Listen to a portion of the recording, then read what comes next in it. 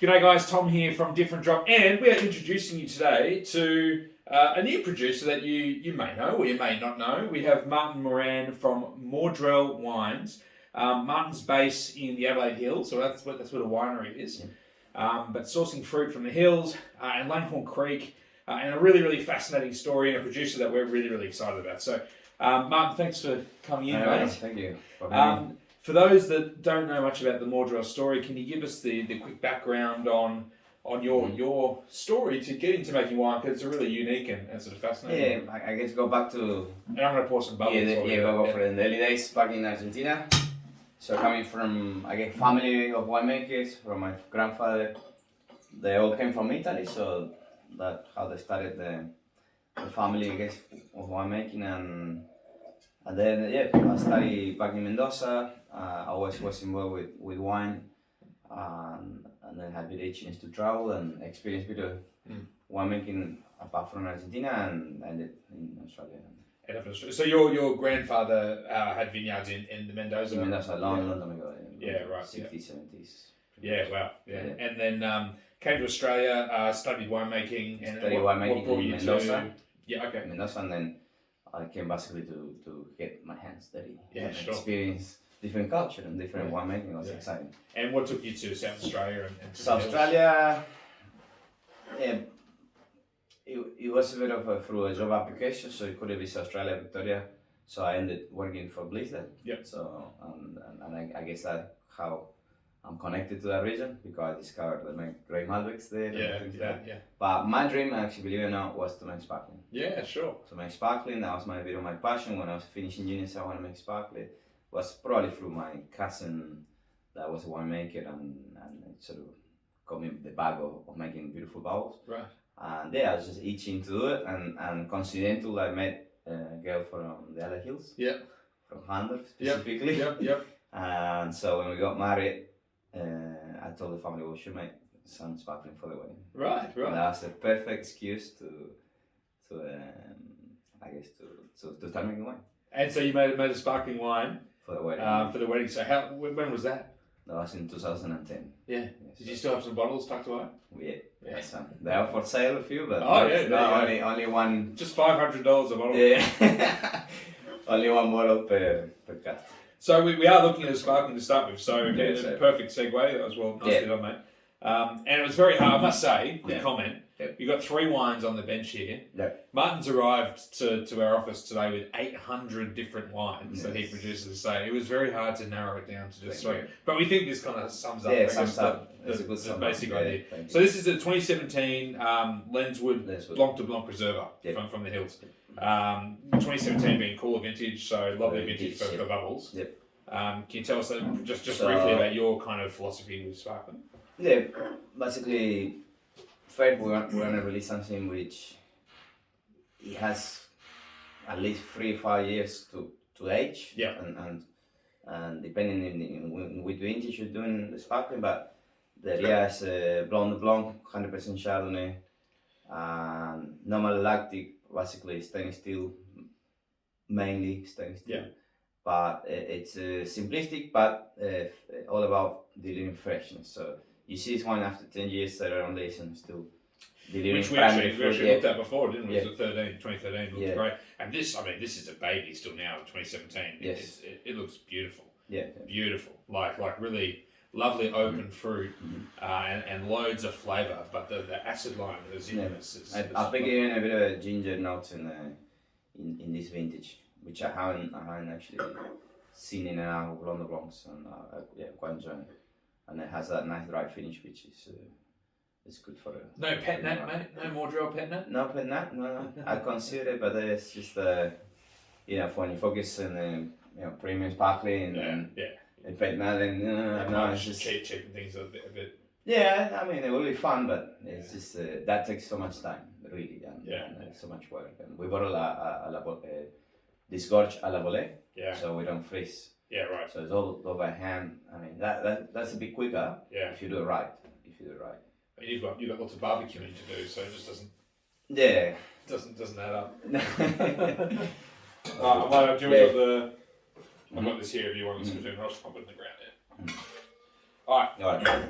Now we're skipping whites and going straight to Pinot. And reason being, Mark makes some fantastic white wines, some beautifully textural Chardonnays.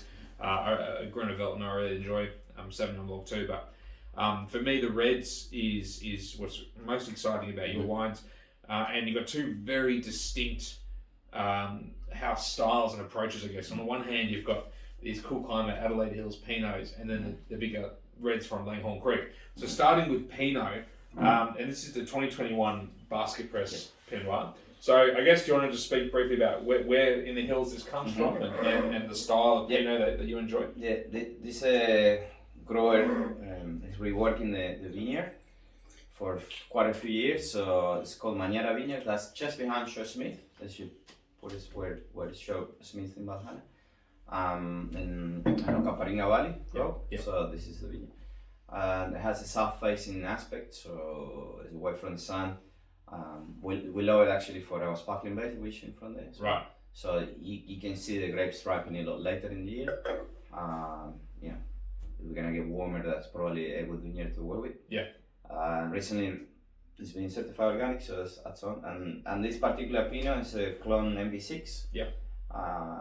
That we know the winemakers know that it gives you more structure and it has all the Pinot varietal characters. So forest flow and earthiness and it definitely is like an earthier style. Like there's a lot of hills Pinot that's playful and pretty and red fruited, but this has a bit more guts to it, a bit more earth, a bit more savoury and more structure. Definitely stylistically, definitely the clone has a massive influence on Pinot. So start from there, and then when you pick as well, if you pick earlier for a juicy Pinot, easy drinking Pinot, you can pick later if you're looking for more structured Pinot, and then you can play with a bit of bunch as well. Yeah. Inclusion to add a bit more structure if you need to, but in this case it was not much of bunch inclusion, and it's still getting really great structure. Yeah, and great vintage for that too. 21. And for me, and it's I think a hallmark from all your wines that I've seen is that there is like a ripeness and a plushness and a power to the wines. Like there's flavour and personality. Yeah. They're not boring wines. They're not over the top at all. They're beautifully balanced and still have nuances and detail. But there's definitely a generosity to the wines, which I think is great. Yeah, thanks. Worth touching on quickly too, just the beautiful labels, guys. Martin's father was an artist in Argentina and made thousands of beautiful oil paintings, and every one of the Mordrelle labels is an original artwork from your father, right? Yeah. So I was a big fan of my father's artwork since I was a little boy. Yeah.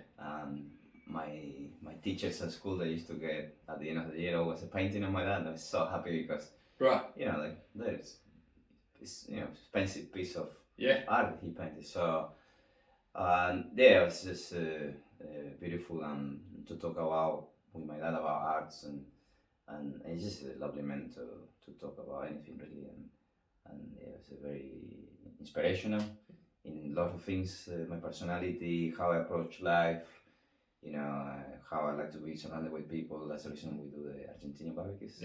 It's a way to connect with people, with food, wine, so I feel privileged where I am and thankful. So I think that's probably the most beautiful part of this job. So. Oh, that's nice. It's beautiful.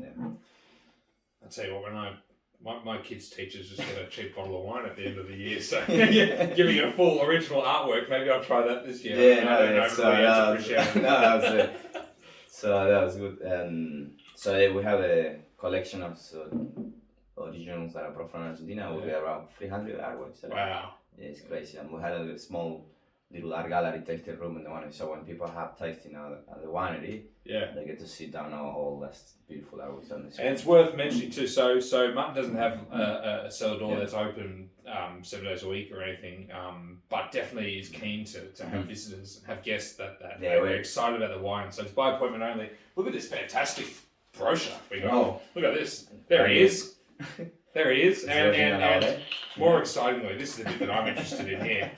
Have a look at the barbecue. That's a Scotch fillet. Oh my god! Straight to the hills. Yeah, All right. Now, so obviously we spoke about Martin's background, Argentinian.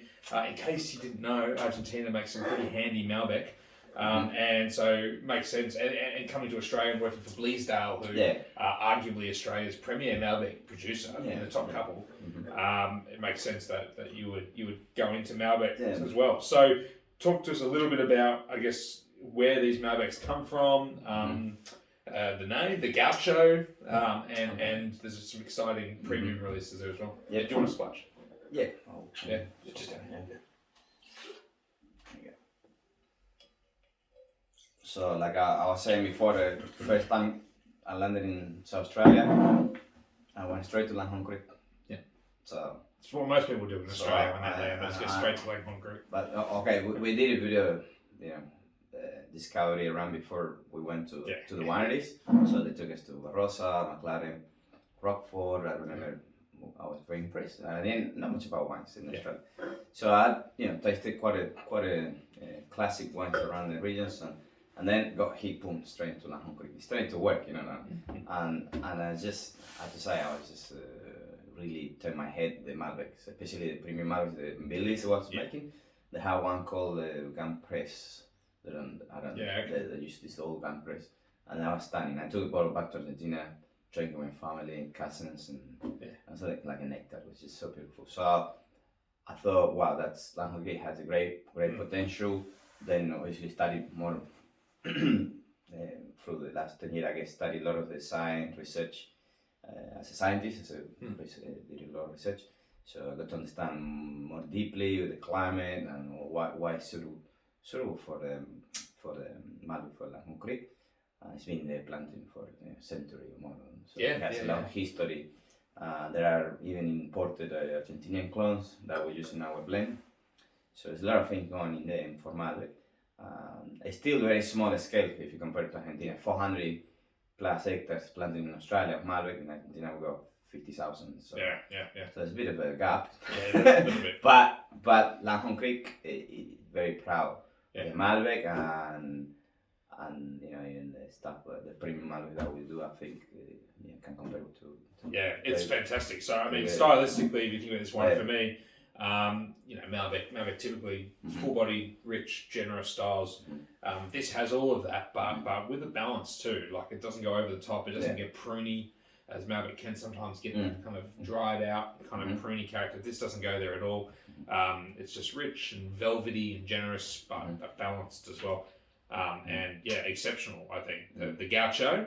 And there's a couple premium iterations of this as well, which come from sort of row selections and some. Well, it's the only row planted, so it's more of it's just the only option. It's the only option. But it is a row selection. Yeah. But it's a really interesting vineyard that has Cabernet, Shiraz and Merlot, and they have that row. They were gonna plant a block and it failed to graft it, so they kept that row.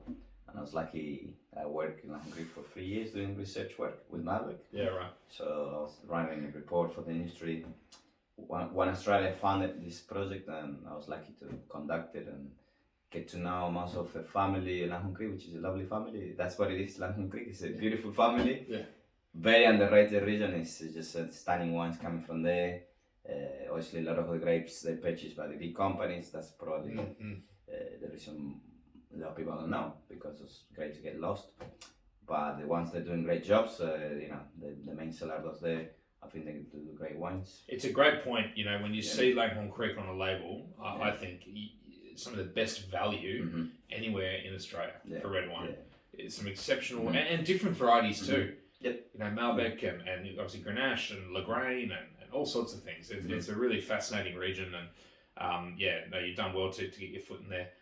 Mate, thank you. This is but a small drop in the ocean for the Mordrelle range. There's, as I said, 850 SKUs. No, the wines are fantastic. The reds, there's all sorts of, there's Tempranillo, Barbero, Grenache, Syrah, different clonal variations of Syrah.